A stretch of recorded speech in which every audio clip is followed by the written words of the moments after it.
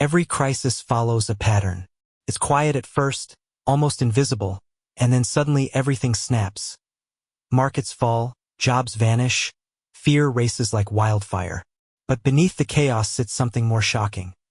While most people lose money, lose stability, and lose control, a tiny fraction, the top 1%, quietly grows richer, more powerful, and more entrenched than ever. The most disturbing part is this isn't an accident. It's a feature of how our systems are built to behave. Once you see the mechanism, you won't be able to unsee it, and you'll spot it everywhere tomorrow.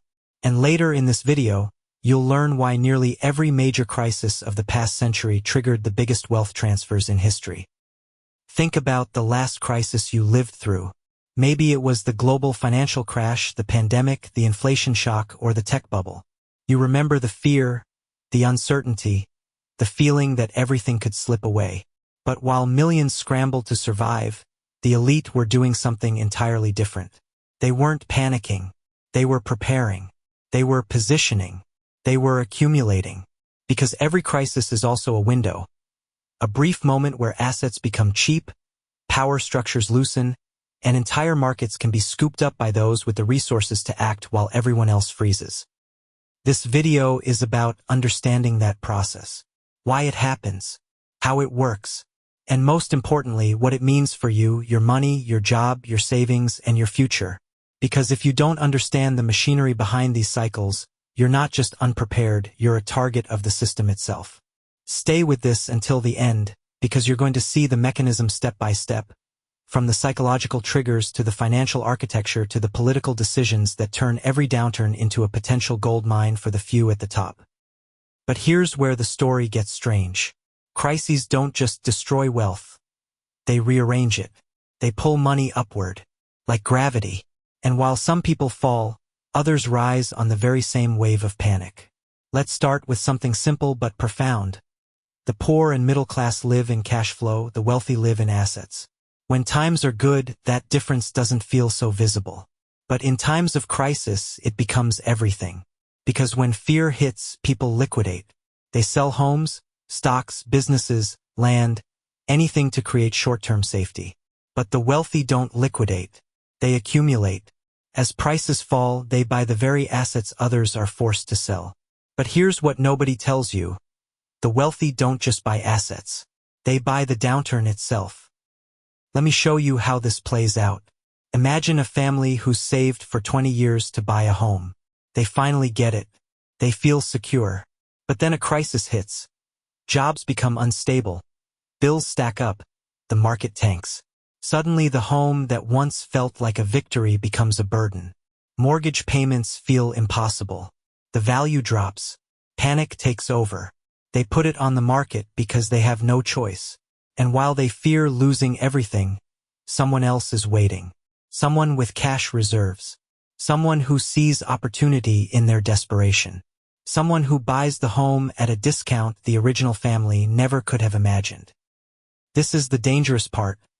Crises don't create new wealth for the top 1%. They create new opportunities to take existing wealth from the bottom 90%. And this leads us to leverage, the quiet, invisible tool that shapes modern wealth. The rich don't simply use their own money. They use borrowed money. They borrow cheaply, they buy assets aggressively, and they ride the recovery upward. Meanwhile, the average person can't get loans during a crisis. Their credit tightens. Their liquidity dries up. Their income becomes uncertain. But for the wealthy, lenders roll out the red carpet. Because lenders trust those who already control assets. What does this mean for you? It means the moment a crisis begins, the playing field doesn't just tilt. It falls off a cliff. Those with assets gain more. Those without lose what little they have. And that's only the beginning. But here's where it gets even more disturbing. Governments step in during crises. They have to. People need help. Markets need stability. But the way governments help, intentionally or not, almost always benefits the wealthy first. Consider stimulus money pumped into the system. Bailouts. Emergency measures. Central bank interventions. These tools are meant to prevent collapse, but they inflate asset prices. Stocks recover before wages do. Real estate rebounds while renters struggle. Corporate valuations soar even while layoffs continue. And the 1% who own the majority of assets watch their wealth multiply not because they worked harder, but because the system itself restored and expanded the value of what they already owned. This is the turning point. In a crisis, money doesn't disappear. It moves, and it tends to move upward. Let's zoom out for a moment. Crises are like forest fires. They burn old growth, they clear the underbrush, and they make space for something new. But in these financial forests, the tallest trees, the giant corporations, the investment funds, the politically connected don't burn. They expand. They take over the cleared ground. They absorb competitors. They consolidate power. That's why after every major crash, the biggest companies come out even bigger. They have the cash reserves, the lobbyists, the influence to survive while smaller businesses vanish. Think about the pandemic. Millions of small businesses closed forever. Families lost incomes. Retirement savings evaporated. Entire industries were shaken. But the top 5 tech companies added trillions to their valuations. Trillions. Because when the world reorganizes, people with resources, infrastructure, and influence shape the new rules. But here's what nobody tells you. The wealthy don't just prepare for crises. They benefit from them. They hedge.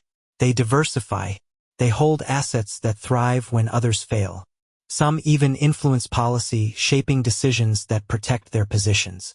And while this may sound conspiratorial, it's simply structural. A system built around capital inevitably rewards those who hold the most of it. Pause for a moment and ask yourself, what happens to your job if the next crisis hits? What happens to your savings? To your home? To your options? If you don't have assets, if you don't have liquidity, if you don't have leverage, you are operating in a system where panic costs you everything and rewards you nothing.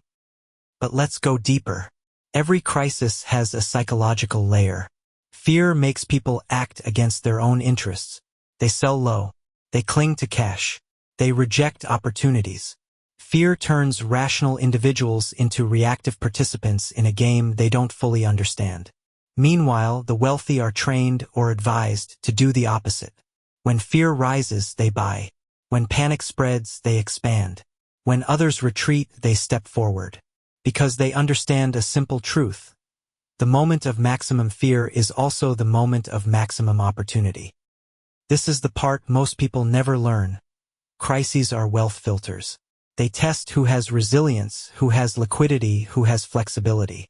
And in a world built around assets, the wealthy always have the advantage. But here's where everything comes together. The modern financial system amplifies these patterns. Cheap credit fuels acquisitions. Bailouts protect large players. Tax structures benefit capital gains over wages. Inflation erodes savings faster than asset values. And political influence ensures that even when reforms are discussed, they rarely threaten the stability of the 1%. This is the climax of the story. Every major crisis becomes a perfect storm of fear, forced liquidation, cheap assets, government intervention, and psychological paralysis. The bottom 90% lose wealth because the system pressures them to make short-term decisions. The top 1% gain wealth because the system rewards long-term positioning. And as long as this architecture remains unchanged, every crisis, no matter its origin, will continue transferring wealth upward. So what's the core insight? Crises don't create inequality, they reveal it, and they accelerate it. The only way to escape the cycle is to understand the mechanism, to shift from being a reactive participant to a strategic owner. Even small moves matter. Asset ownership matters. Liquidity matters. Education matters. But awareness is the first step. If this opened your eyes, stay with us. This story isn't over yet. And if you want more deep dives into the forces shaping your financial future, make sure you subscribe, like, and comment, because we're just getting started.